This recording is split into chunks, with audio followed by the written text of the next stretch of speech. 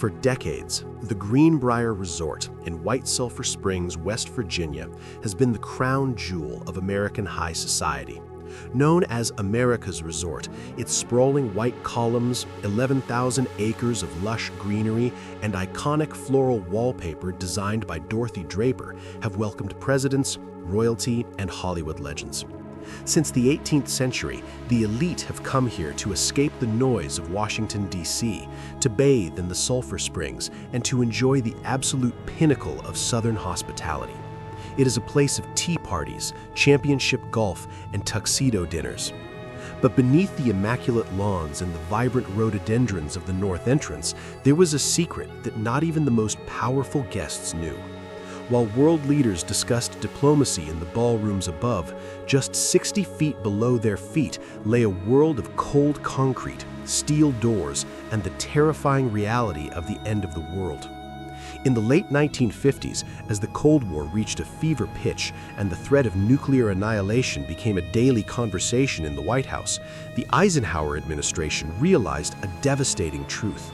If Washington, D.C. were hit by a Soviet missile, the American government would cease to exist in seconds. They needed a plan B. They needed a place that was close enough to the capital for a quick evacuation, but remote enough to survive a direct hit. They needed a fortress that could hide in plain sight. The solution was a deal shrouded in absolute secrecy. In 1958, the Greenbrier announced a massive expansion, the construction of a new wing called the West Virginia Wing. To the public and the hotel guests, it was simply more luxury space, more meeting rooms, and a new exhibit hall. The construction was loud and constant, but in a resort of that scale, no one questioned the heavy trucks or the incredible amount of concrete being poured. What the guests didn't see was that for every foot built above ground, workers were digging deeper into the mountain. Under the guise of creating a national defense project, the government was building a 112,000 square foot bunker, a subterranean city of survival. It was given the code name Project Greek Island.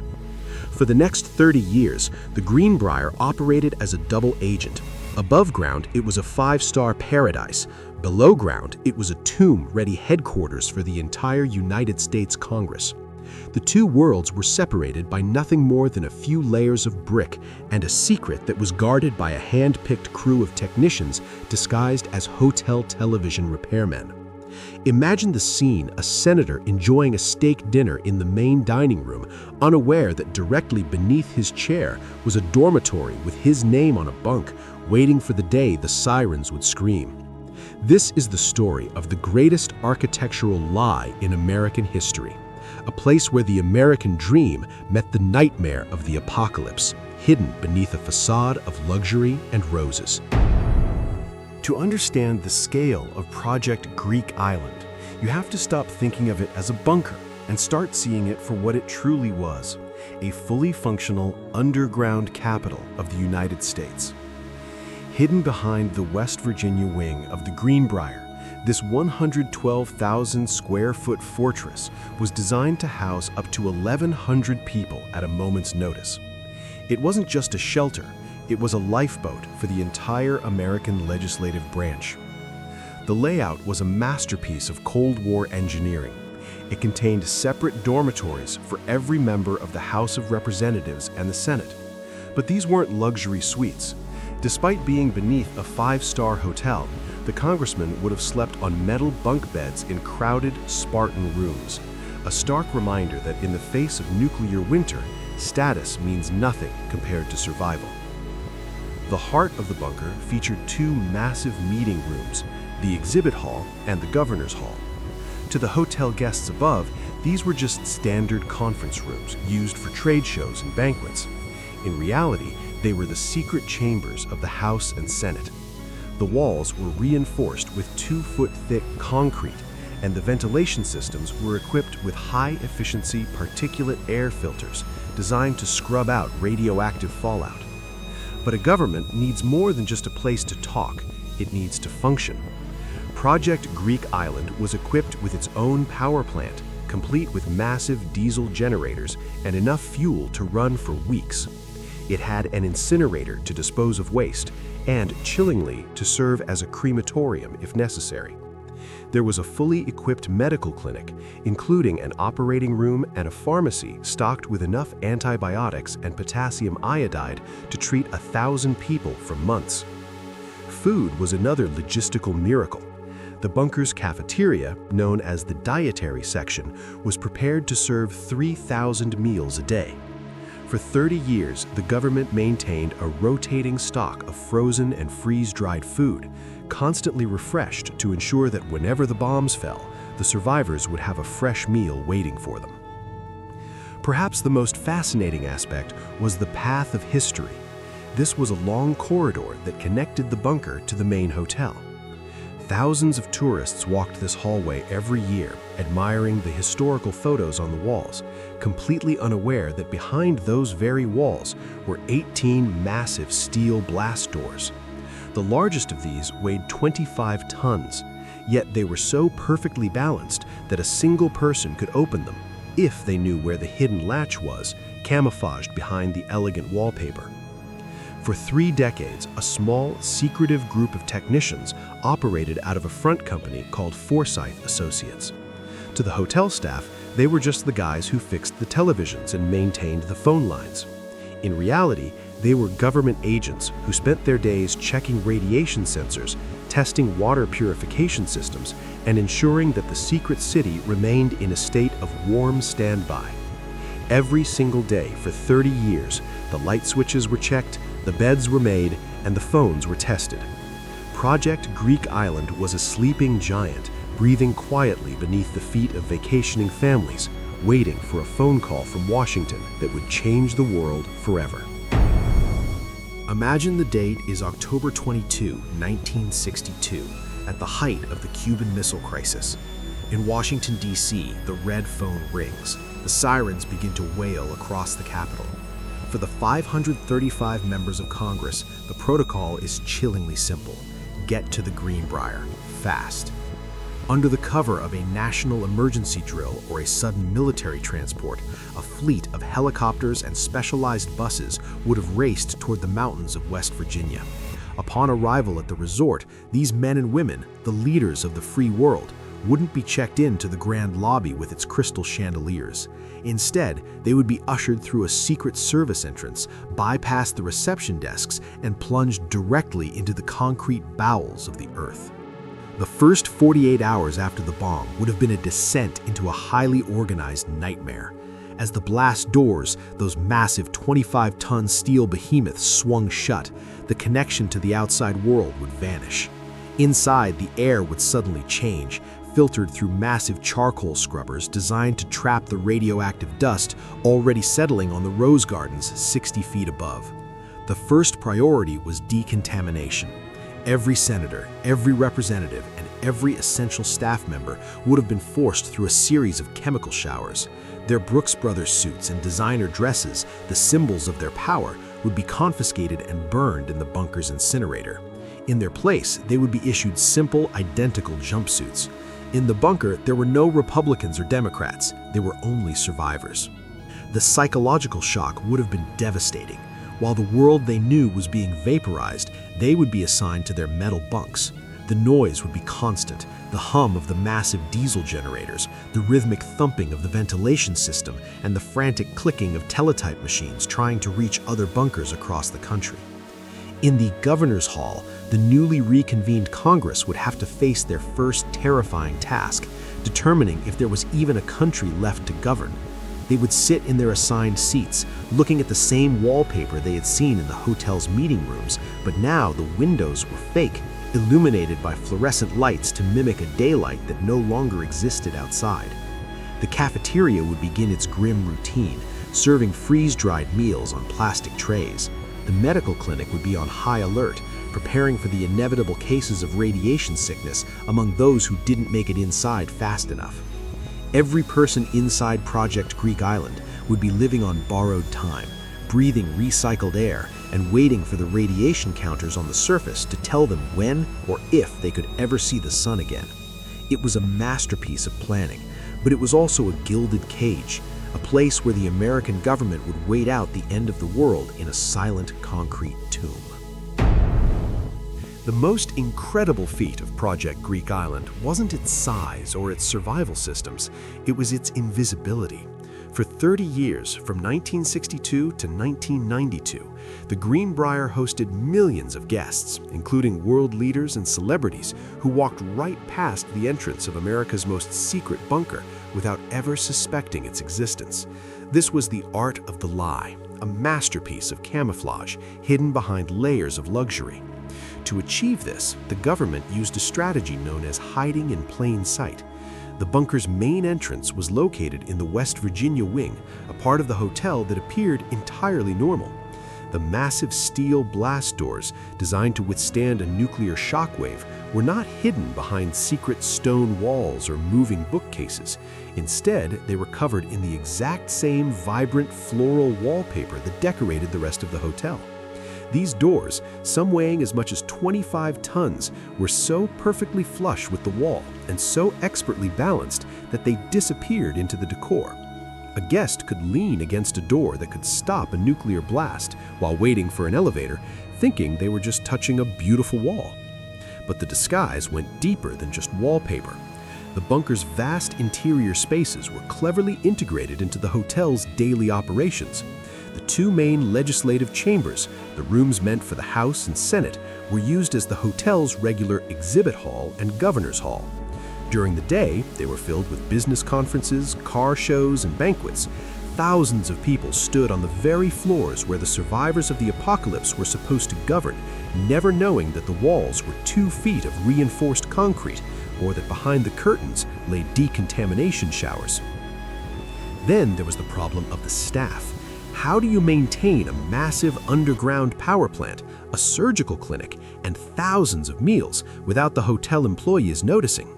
The solution was a shell company called Forsyth Associates. These men were officially contracted as the hotel's audiovisual and television repair team. They wore hotel uniforms, carried toolboxes, and had their own workshop. To the maids and waiters, they were just the TV guys who were always busy in the basement. In reality, they were government technicians who spent their days testing radiation sensors and ensuring the diesel generators were ready to roar to life at a moment's notice. Even the logistics of waste and air were disguised. The bunker's ventilation shafts were hidden inside the resort's brick chimneys, and the massive amount of trash and human waste generated during maintenance was surreptitiously integrated into the hotel's disposal system. For 3 decades, the secret was held by a tiny circle of trust. The hotel's management knew, the TV guys knew, and a handful of top-level officials in Washington knew. But for everyone else, the guests, the staff, and the local community of White Sulphur Springs, the Greenbrier was just a luxury resort. It was a perfect illusion, proving that in America, the deepest secrets aren't always buried in the desert or hidden behind barbed wire. Sometimes they are right in front of you, disguised as a floral pattern on a wall, waiting for a day that everyone hoped would never come. For 30 years, the silence surrounding Project Greek Island was absolute. It had survived the Cuban Missile Crisis, the Vietnam War, and the fall of the Berlin Wall. But in the early 1990s, the greatest threat to the bunker wasn't a Soviet missile. It was a persistent investigative journalist named Ted Gupp. Working for the Washington Post, Gupp had heard whispers of a high-level government relocation site in the mountains of West Virginia. He began to pull on the threads, starting with the mysterious Forsyth Associates. Why did a luxury hotel need a massive team of TV repairmen who never seemed to leave the basement? Why did the resort consume enough electricity and water for a small city, even during the off-season? As Gupp dug deeper, he encountered a wall of silence. Government officials denied everything. The hotel management remained tight-lipped, but the physical evidence was undeniable. Gupp traveled to White Sulphur Springs and began interviewing local residents and former hotel employees. He heard stories of men in suits arriving in the middle of the night, of massive deliveries of food that never appeared on the hotel menus, and of a secret wing that felt more like a fortress than a guest house. Finally, on May 31, 1992, the hammer fell. The Washington Post magazine published a cover story that sent shockwaves through the halls of power: the ultimate congressional hideaway. The secret was out. The floral wallpaper had been stripped away, and the 25-ton doors were now visible to the entire world. The reaction from the government was one of fury and panic. Within hours of the publication, the Department of Defense officially decommissioned the site. A secret bunker is only useful if it remains a secret. The moment the location was printed on a newspaper, it became a useless target. The betrayal felt by the government was immense. They argued that the leak had compromised national security and wasted hundreds of millions of taxpayer dollars. But for the public, the revelation was a moment of profound realization. The people discovered that while they were being told to duck and cover in their basements, their leaders had built a subterranean palace of survival, hidden behind a facade of five-star luxury. The era of Project Greek Island ended as abruptly as it began. The technicians of Forsyth Associates packed their bags. The classified equipment was hauled away in unmarked trucks. The thousands of frozen meals and survival kits were liquidated. Almost overnight, the bunker went from a high-stakes command center to a hollow concrete ghost town. The greatest architectural lie in American history was over, leaving behind a massive, empty space beneath the rhododendrons, a monument to a time when the end of the world was just a heartbeat away. Today, the secret of the Greenbrier is no longer hidden. The once classified corridors of Project Greek Island are open to the public as a tourist attraction. You can walk through the blast doors, touch the metal bunks where senators were supposed to sleep, and see the pharmacy that was once stocked for the apocalypse. But as you stand in those cold concrete rooms, a haunting question begins to take shape. If the government was willing to go this far in the 1960s, where are they hiding now? The decommissioning of the Greenbrier bunker in 1992 didn't mean the government stopped preparing for the end of the world. It simply meant they got better at hiding it. In the post-9/11 era, and now in 2026, the concept of continuity of government has become even more sophisticated and secretive. Experts point to Mount Weather in Virginia and the Raven Rock Mountain Complex in Pennsylvania as the modern successors to Project Greek Island. Fortresses carved into granite, shielded against electromagnetic pulses, and capable of operating for years without contact with the surface. But those are the sites we know about. The legacy of the Greenbrier teaches us that the most important secrets are rarely found where we expect them. They aren't always behind barbed wire or in remote deserts. They could be beneath the shopping malls we visit, the airports we fly out of, or the luxury hotels where we spend our vacations. Hidden America isn't just a place on a map. It's a layer of reality that exists just beneath the surface of our daily lives. The Greenbrier bunker remains a monument to an era of global fear, but it is also a testament to human ingenuity and the lengths to which a nation will go to ensure its survival. It reminds us that history is often divided into two parts: the world we see and the world they build for us. As you leave the white columns of the Greenbrier and drive back through the rolling hills of West Virginia, you might find yourself looking a little closer at the next construction project or utility building you see.